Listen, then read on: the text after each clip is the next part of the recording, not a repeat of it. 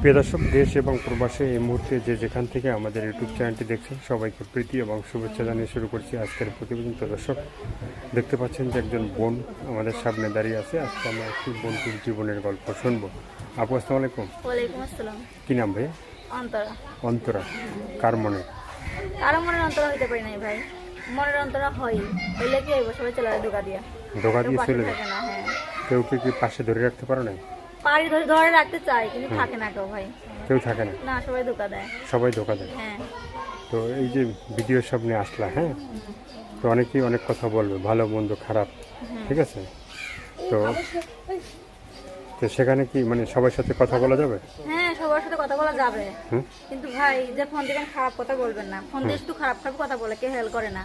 বলে কি ভিডিও কলে কথা বলো, তারপরে হেল্প করবো, ইমো নাম্বার দাও। আমি ইমো নাম্বার থাকলে আমি ধনী হইতাম, আমি যদি বড় লোক হতাম তাহলে প্রতিদিনের সামনে আসতাম না, তাই না? ইমো নাম্বার কি বড়লোক ধনীরই থাকে নাকি? না ভাই, থাকে, গরিবেরও থাকে, কিন্তু আমি এমন গরিব যে আমার একবেলা আমি ভালো মতো খাইতে পারি না ভাই।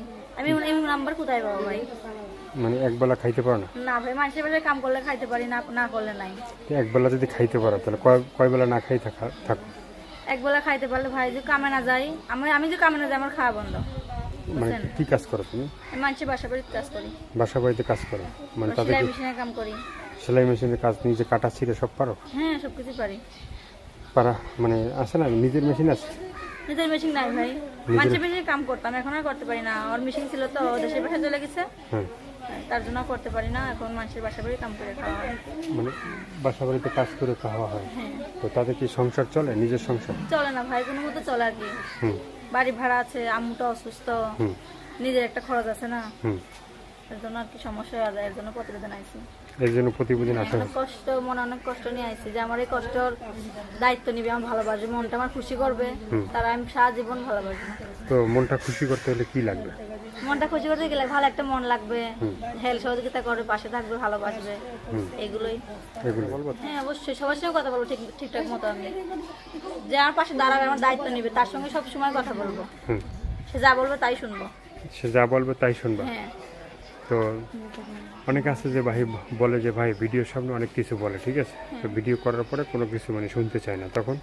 ভাইয়া আমি শুনবো, আমি সব কথাই শুনবো, ঠিক আছে, কিন্তু আমার হেল্প করতে হবে, পাশে থাকতে হবে। আর যদি ফোন টোন নাই, আমার কিছু নাই, যদি ফোন দিয়েই বলেন ইমো নাম্বার দেন, তাহলে আমি কোথা থেকে দিবি ইমো নাম্বার, তাই না? ইমো নাম্বার নাই? হ্যাঁ, ফোন দিয়ে ইমো নাম্বার দিই, ইমো নাম্বার কোথায় পাবো আমি? হুম ইমো নাম্বার থাকলে তো দিব।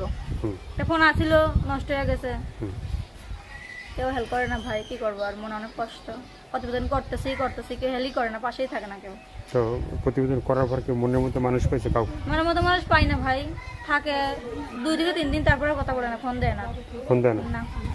তো আর কি বলার আছে তোমার? আর কি বলার আছে, যে ফোন দিবে, খারাপ কথা বলবো না, আমার পাশে থাকার, আমার জন্য ভালো একটা, আমার যেমন মনটা বড় ভাই, এমন একটা বড় মনে মানছেন। তোমার মনটা বড়? হ্যাঁ, আমার মনটা অনেক বড়। বিশাল নাকি? বিশাল না হলে অনেক বড় ভাই। অনেক বড়। হ্যাঁ।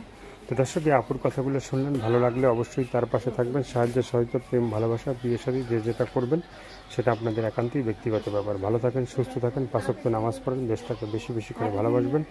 যারা নতুন, চ্যানেলটি সাবস্ক্রাইব করে সঙ্গে থাকবেন। সবাইকে আল্লাহ হাফেজ, সবাই ভীষণ ভালো থাকবেন।